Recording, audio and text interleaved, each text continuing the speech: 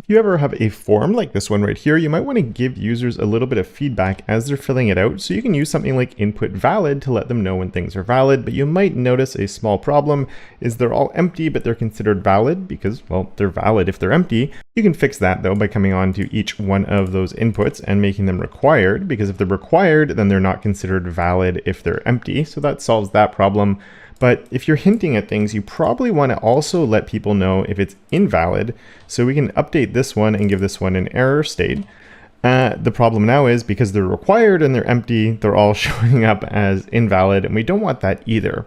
Luckily, the powers that be in the world of CSS realized this was an issue, so they added a new feature we can use, which is user valid and user invalid, which fixes this, because if I go in or out of a field, nothing happens.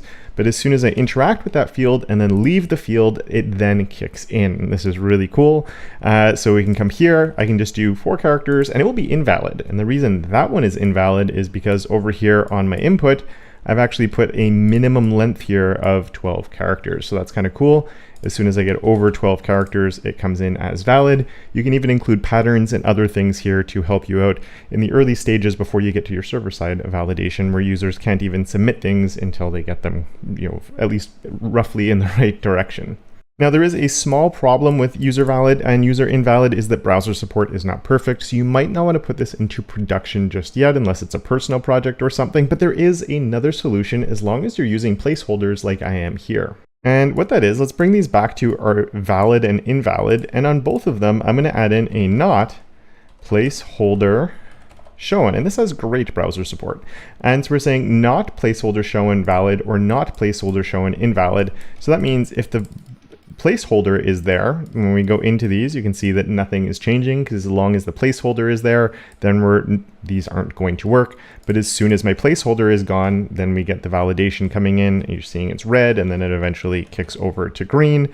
Same with my email address, the same thing is going to work until I get to a valid email address.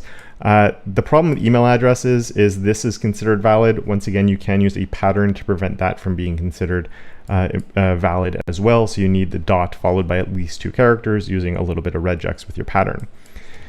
Taking those off though, we can step this up a little bit because it's kind of weird if you're entering this and it's showing it as invalid because the user hasn't finished typing yet, and that's not great either. So there's one little improvement that we can do here as well, which is saying that if it's an input that is in focus that is invalid, then we can do another outline color and say var color, and we'll say warning maybe.